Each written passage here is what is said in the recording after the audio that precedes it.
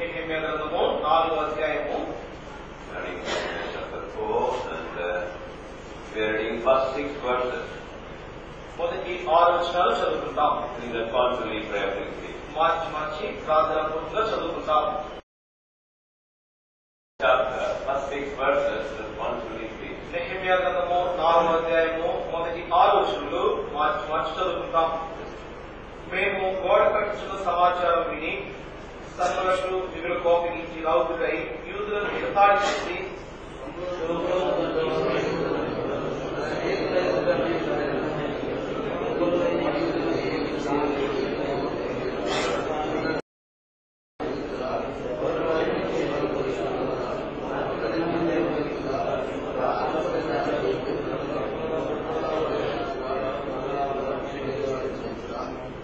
మరియు అమ్మోనీయుడైన టోబియాసు యొద్ద నుండి వారు కట్టిన దానిపైకి ఒక నక్క ఎగిరినట్టయినా వారి రాతి గోడ పడిపోవునను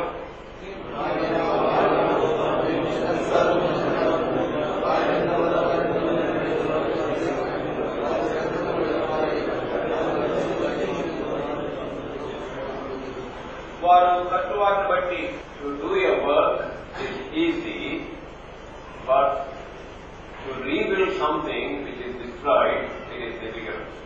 ఒక పనిని చేయటానికి కట్టుట అనేది తేలికైనటువంటిదే.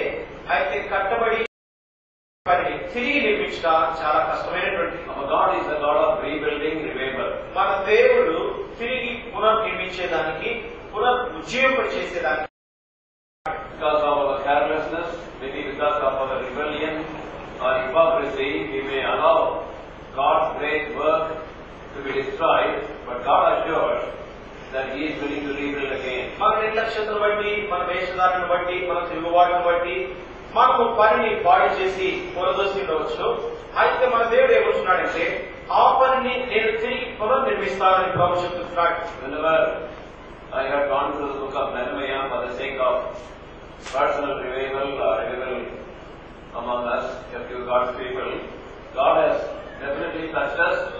God has definitely visited us and brought us to a new place of revival. ప్రతిసారి కూడా మరి వ్యక్తిగతంగా ఉద్యోగం కొరకై, అదే రీతిగా దేవుని పనివారుగా మన మధ్యలో ఉద్యోగం కొరకై నెహెమ్యా గ్రంథంలో దాన్ని చూసినప్పుడు వ్యక్తిగతంగా ప్రభు ఎంతో స్పందిస్తూ వచ్చినాడు, ఎంతో ఉద్యోగం చేస్తూ వచ్చినాడు. It is in God's guidance we started with the meditation of the book of Nehemiah. మరి దేవుని యొక్క నడిపింపు ప్రకారము నెహెమ్యా గ్రంథాన్ని మనం చదువుటకు ధ్యానించడానికి ప్రారంభించినాం. And these chapters can be divided like this. ఈ యొక్క అధ్యాయంలో ఈ రీతిగా మనం విభజించవచ్చు. Chapter 1, availability of a man. మొదటి అధ్యాయము మనుషుని యొక్క అందుబాటు. If God wants to build, He needs a man to build. మరి దేవుడు ఒక తనకి అందుబాటులో ఉన్నటువంటి వ్యక్తి అవసరమైంటున్నాడు. And that we find Nehemiah had 7 important spiritual characteristics for which God could use him. కనుక దేవుడు నెహెమ్యాని వాడుకొనుట కొరకై నెహెమ్యాలో 7 రకములైనటువంటి గుణలక్షణములను తాను కలిగించున్నాడు. God can use anybody, educated, uneducated, talented, not talented, rich or poor, high or low. దేవుడు ఎవరినైనా వాడుకోగలడు. విద్య ఉన్నప్పటికీ, విద్య లేకపోయినప్పటికీ, ధనవంతులైనప్పటికీ, దరిద్రులైనప్పటికీ, ఎక్కువ వారైనప్పటికీ, తక్కువ వారైనప్పటికీ ప్రభు ఎవరినైనా వాడుకోగలడు. God can use only a holy vessel, and that holy vessel must be fully surrendered to Him. అయితే దేవుడు పరిశుద్ధమైన పాత్రను మాత్రమే వాడుకోగలడు. ఆ పరిశుద్ధమైన పాత్ర కూడా ప్రభువుకి తను తాను అప్పగించుకున్నదై ఉండాలి. It should be my desire, it should be your desire that I must be that man available to God fully. నీకు నాకు మన యొక్క ఆశగా ఉండాలి. అనగా దేవుడి కొరకై అందుబాటులో ఉన్నటువంటి వ్యక్తిగా నీవుండాలి, నేను కూడా ఉండాలి అనేది. And then second and third chapters, 2, 3 అధ్యాయాలు చూస్తే ప్రజల యొక్క సహకారము. and there are assistance of people. అనగా ప్రజలు వారు ఏ రీతిగా సహాయపడుతూ వచ్చినారు. And God really calls a man who is available. నిజంగా దేవుడు ఎవరైతే అందుబాటులో ఉంటాడో అటువంటి వ్యక్తినే దేవుడు పిలుస్తాడు. God gives co-workers and people who build with Him. దేవుడు తనతో కూడా కలిసి కట్టుట కొరకై జత పని వారిని కూడా దేవుడు సరఫరా చేస్తాడు. So that is the truth we find in the second and third chapter. 2, 3 అధ్యాయంలో మనం చూసేటువంటి సత్యం అది. And now 4, 5 and 6 chapter, 4, 5, 6 అధ్యాయాలు మనం చూస్తే opposition. మరి ఎదిరింపు. Think of listening. మరి వింటున్నారు కదా మీరు, Opposition. ఎదిరింపు.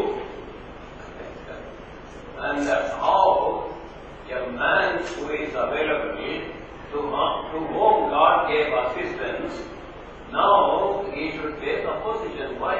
ఏ మనుషులైతే దేవుడు సహకారంలో అందించి ఉన్నాడో అట్టి మనుషులకి ఎదిరింపు ఉంటుంది. ఎందుకు ఆ ఎదిరింపు? All real work of God in the past were opposed. మరి గతంలో దేవుని పని ఎక్కడెక్కడ జరుగుతూ వచ్చిందో ఆ పరంతంలో కూడా ఎదిరింపు అనేది ఉన్నది. All real servants of God were opposed. నిజమైనటువంటి దేవుని సేవకులందరూ కూడా వారు ఎదిరించబడ్డారు. So they got very spiritual and also very practical lessons for you and me in these 3 chapters. ఈ 3 అధ్యాయంలో కూడా క్రియాపూర్వకమైనటువంటి లేఖనానుసారమైనటువంటి పాఠములు, సత్యములు నీ కొరకై నా కొరకై ఉంచబడి ఉన్నాయి. Many times when things go well, we think God is with us. మరి అన్ని సక్రమంగా జరుగుతుంటే దేవుడు నాతో ఉన్నాడని మనం అనుకుంటాం. When opposition comes, when adversity we face, then we think why God has allowed it. మరి ఎదిరింపు వచ్చినప్పుడు ఏదైనా ఒక ఉపద్రవం వచ్చినప్పుడు మనం ఆలోచిస్తాం, దేవుడు ఎందుకు దీన్ని అనుమతించాడు? Really, did God call me? నిజంగా దేవుడు పిలిచాడా? Is it God's will I am here? నేను ఇక్కడ ఉంటే అసలు దేవుడి చిత్తమేనా? So many doubts come. చాలా సందేహాలు వస్తుంటాయి. Now, this wonderful thing is about opposition. కనుక ఇక్కడ అద్భుతమైనటువంటి విషయం ఉంటుంది, అదే ఎదిరింపు. When God's people are busy doing something, the enemy is also busy opposing it. మరి దేవుని ప్రజలు ఎంతో పని కలిగి ఆ పనిలో నిమగ్నమైనప్పుడు శత్రువు కూడా మరి ఎదిరించే విషయంలో వాడు కూడా పని కలిగి ఉంటున్నాడు. Somebody said in any great work of God there are 3 groups of people. మరి ఎవరో ఒక గొప్ప వ్యక్తి చెప్పారు, ఏదైనా సరే దేవుని యొక్క పని కొరకై 3 రకమైనటువంటి ఎదిరింపు ఉంటుంది. One is constructionist, ఒకటి కట్టేటువంటి వాడు, and another is destructionist.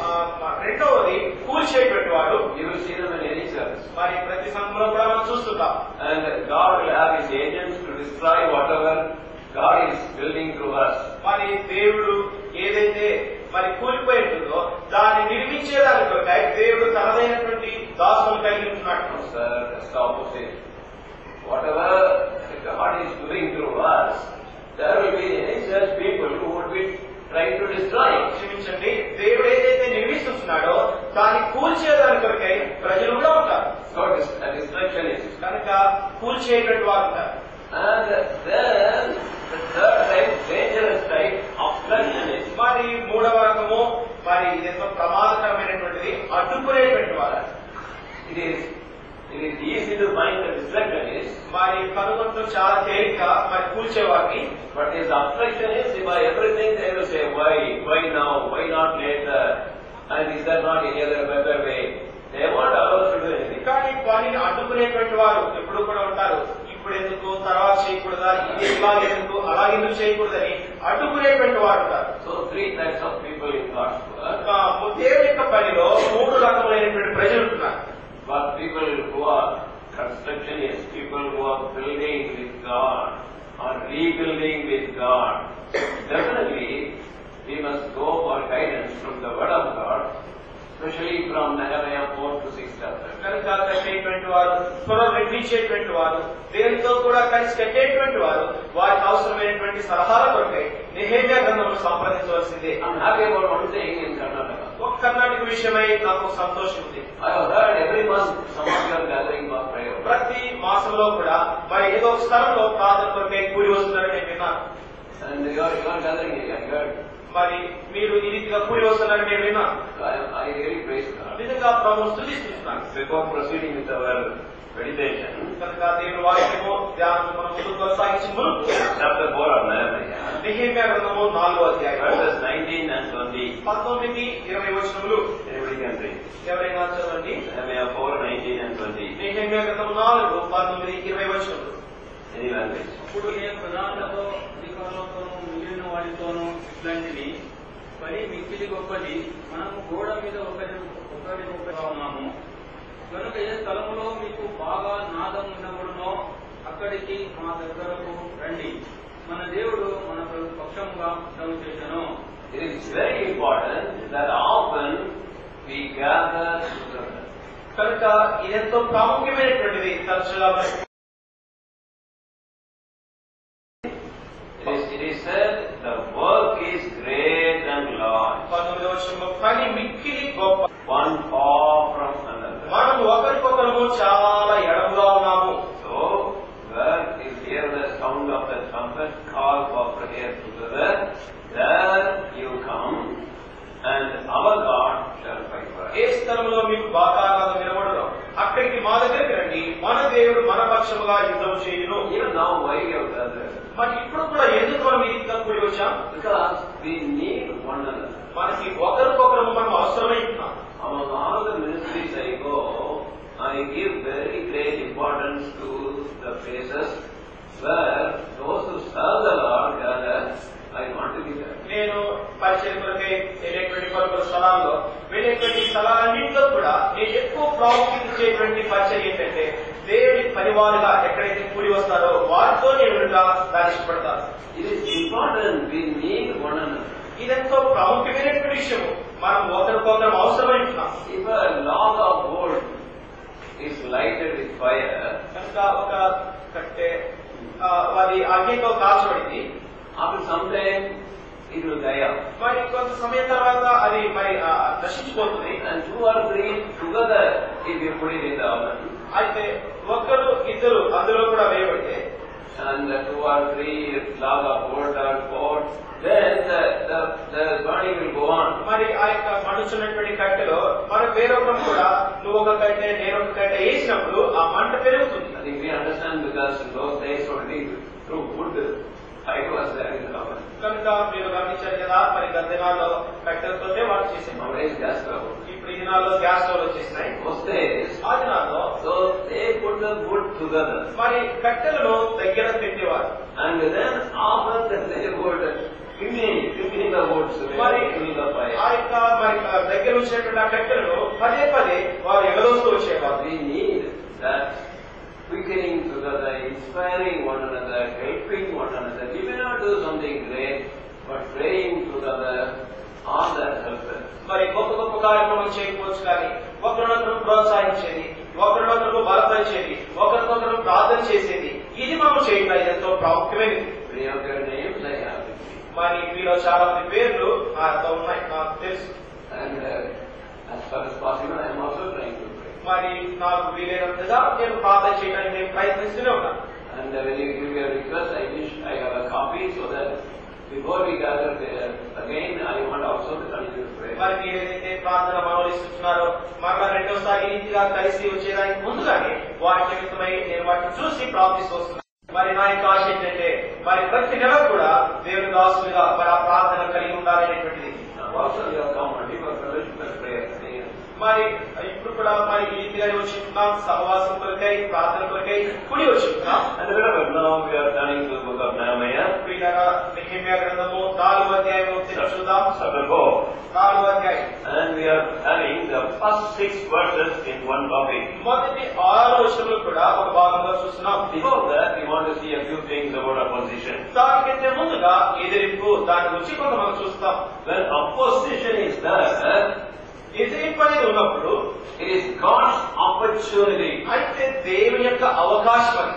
God gives us an opportunity whenever we meet with opposition. ఎప్పుడెప్పుడైతే ఎదిరింపును నీవు ఎదుర్కొంటావో దేవుడు నీకు ఒక అవకాశం ఇస్తున్నాడు. In the mouth of Paul the Apostle, God has recorded it in 1 Corinthians and chapter 16 and verse 9. మొదటి కొరింథీయులకు 16వ అధ్యాయము 9వ వచనంలో పౌలు నోటి నుండి పలికినటువంటి మాటలు మరి ప్రభు ఇక్కడ లిఖించుకున్నాడు. And 1 Corinthians మొదటి కొరింథీయులకు 16 16వ అధ్యాయము and 9. 9వ వచనము.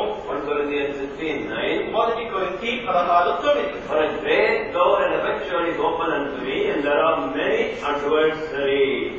కార్యానుకూలమైన ప్రార్థించినది మరియు ఎదిరించువారు అనేకులు ఉన్నారు.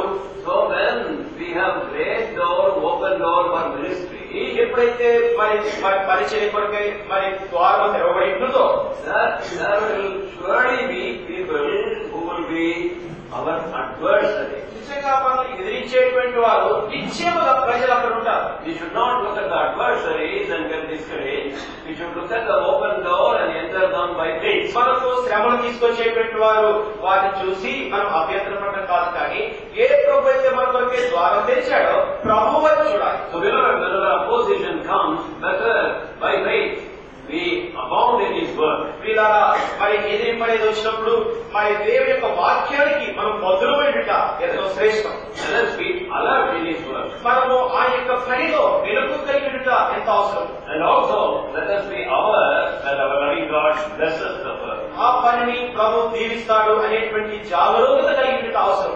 In weapons, in opposition we must understand. మరి ఈ యొక్క ఎదిరింపులో మనం అర్థం చేసుకోవాల్సింది ఏంటంటే What weapons the enemy uses to destroy us, destroy our work. ఏ సాధనములైతే శత్రువు మనల్ని నాశనం చేయడానికి, మన పనిని నాశనం చేయడానికి వాడుతున్నాడో Same weapon he uses to build. మనల్ని కట్టుట కొరకై, మనల్ని ఉజ్జీవం చేయడం కొరకై ప్రభు వాడుకుంటాడు. No, there was opposition to the great work, rebuilding work to Nehemiah. Nehemiah ద్వారా తిరిగి పునర్నిర్మించబడుతున్నటువంటి ఆ పనిలో ఎదిరింపు ఉన్నప్పటికీ కూడా In 52 days the walls were rebuilt. 52 దినముల్లో ఆ గోడలు ప్రాకారాలు కట్టబడ్డాయి. So what God has chosen you for, chosen me for, that nobody can stop. నిన్ను దేని కొరకు ప్రభు ఏర్పరచుకున్నాడో, నన్ను దేని కొరకైతే ప్రభు ఏర్పరచుకున్నాడో ఆ పని చేయకుండా ఎవరో కూడా నిలుపు చేయలేదు. And it is sure that as we see the adversary, we can be sure of the victory. మరి ఏదైతే మరి ఎదిరింపు మనం చూస్తున్నామో ఎంత నిశ్చయమో ఆ ఎదిరింపు అనేది మనకు విషయము కూడా అంతే నిశ్చయము. Nehemiah was not at all discouraged or disheartened, but he went ahead with the work of God. మరి నెహెమ్యా ఎదిరించు వారిని చూసి కృంగిపోలేదు, నిరుత్సాహపడలేదు, కానీ పనిలో కొనసాగుతూ వచ్చినాడు. And also we find తర్వాత తిరిగి మనం చూస్తాం, when God allows enemies in our life, మన జీవితంలో శత్రువులను ప్రభు అనుమతించినప్పుడు the first place where he went as God's servant, మొట్టమొదటి స్థానానికి దేవుడి దాసుడిగా నేను వెళ్ళినప్పుడు and there are some people, అక్కడ కూడా కొంతమంది ప్రజలు ఉన్నారు. and those people were supposed to be powerful people in the church. మరి సంఘంలో వారితో శక్తి కలిగినటువంటి వారు, And the aged people, మరి వృద్ధులు వారు, and in the past they were looking after the assembly. మరి ఎన్నో సంవత్సరాలుగా సంఘాన్ని వారు చూసుకుంటున్నారు. So after I went there, నేను అక్కడికి వెళ్ళిన తర్వాత every time their main hobby is to oppose. మరి ప్రతి సమయంలో వారి అలవాటు ఏంటంటే ఎదిరించటము. I loved them, I respected them, even now we have a relationship. కనుక ఇప్పటికీ కూడా వారిని ప్రేమిస్తుంటాను, వారిని నేను అభిమానిస్తుంటాను, ఇప్పటికీ సహవాసం కలిగి ఉన్నాను. But what about opposition they gave me when I was there? నేను అక్కడ ఉన్నప్పుడు చక్కటి అద్భుతమైనటువంటి ఎదిరింపు నాకు వారు ఇచ్చారు. And in every way they are good people, but for the work of God, I don't know, they became enemies, agents. సుఖంగా వారు చూస్తే మంచివారే, కానీ దేవుడి పని విషయానికి వస్తే వారు సాధన చేతులకి వారి సాధనాలు అయిపోయినారు. Sorry to say that. ఆ మాట చెప్పడానికి కూడా నాకు ఎంతో విచారం. In every church there will be enemies allowed by God. మరి ప్రతి సంఘంలో కూడా శత్రువులు ఉంటారు, వారిని ప్రభువే అనుమతించాడు. And without his allowing, without his nail-pierced loving hands, allowing, nothing will come to us. ఆయన గాయపడిన హస్తములతో ఆయన అనుమతించండి ఎవరు కూడా ముందుకు రావాలి. So the enemies also he has allowed. కానీ మీ శత్రువులు కూడా ప్రభువే అనుమతించాడు. So beloved, let us shift our attention from the enemies and shift it to him. కనుక మన శత్రువుల మీద ఉన్నటువంటి మన దృష్టిని మరి వారి మీద నుంచి మరల్పి మన ప్రభువు మీద ఆ దృష్టిని పెడతాం. We have often seen this verse, we'll see once again, Psalm 66 verse 12. కనుక ఈసారి మాట చూసినా ఒకసారి కూడా చూస్తాం. కీర్తన 66:12. Psalm 66:12. కీర్తన 66:12. నరులు మా నెత్తి మీద ఎక్కునట్లు చేసింది, మేము నిప్పులలోను నీడలోను పట్టి ఆయనను చోటికి మమ్మల్ని రప్పించి ఉన్నావు. On our heads, they walk us. కనుక మన నెత్తి మీద వారు నడుస్తుంటున్నారు. In Telugu it is very nice to hear. తెలుగులో అయితే చక్కగా ఉందని వింటానికి. On our head, on our head, forehead, no? Hear that. So, not only that the enemies, they were allowed to walk over us like doorman. వారు మన శత్రువులే కాదండి, వారు మన నెత్తి మీద ఎక్కి డోర్ మ్యాన్ మీద నడిచినట్టు నడుస్తున్నారు. Thou hast cast. అయితే ప్రభువు నీవే వారిని అలాగూ ఉంచావు. That is what the psalmist says. మరి కీర్తనకారుడు అంటున్నాడు. We are also many times feeling the same way. అనేక సార్లు దీన్నే మనం కూడా అనుభవిస్తూ ఉంటాం. You alone, people walk over our head like and they are using us like doormat. ప్రభా నా తల మీద నడిచేటట్లుగా నీవే అనుమతించావు. డోర్ మ్యాట్ మీద నడిచేటట్లుగా వారు నా నెత్తి మీద నడుస్తున్నారు ప్రభా మనం అంటాం. And through water and fire, there is two kinds of great trials there. అక్కడ నిప్పులు తర్వాత నీళ్లు రెండు రకాలైనటువంటి మరి పరీక్షలు అక్కడ ఉన్నాయి. And all kinds of trials, Lord, you have allowed us to go through. అన్ని రకములైనటువంటి పరీక్షలు కూడా ప్రభువు నీవు తీసుకెళ్తున్నావు. But next is the good news. అయితే తర్వాత మంచి వార్త ఉంది. Thou hast brought us to a wealthy place. నీవు సమృద్ధి గల చోటికి మమ్మల్ని రప్పించి ఉన్నావు. That is going to happen. కనుక ప్రభు జరిగించేది అదే. Instead of feeling discouraged, నీవు నిరుత్సాహపడడానికి బదులుగా, instead of feeling like running away, నీవు అయ్యో పారిపోతాను అని అనుకునేదానికి బదులుగా, instead of stopping reading the Bible or stopping praying, మరి ప్రార్థన చేసేది మానేసి మరి వాక్యం చదివేది మానేసి దానికి బదులుగా we have to go ahead because when the enemies God allows, that means enlargement, wealthy place. అనగా శత్రువుల్ని ప్రభువు నీకు అనుమతించినాడంటే దాని అర్థం ఏంటంటే సమృద్ధి కలిగినటువంటి చోటు అనగా విశాలమైనటువంటి చోటు నీ కొరకే ఉంది. ఇలాగే మనకు తెలిసినటువంటి కనుక మరి వివరంగా first 6 verses of 4th chapter of Nehemiah, Nehemiah గ్రంథము 4వ అధ్యాయము మొదటి 6 వచనములు speaks about the first level mockery. కనుక మొట్టమొదటి మరి సాధనము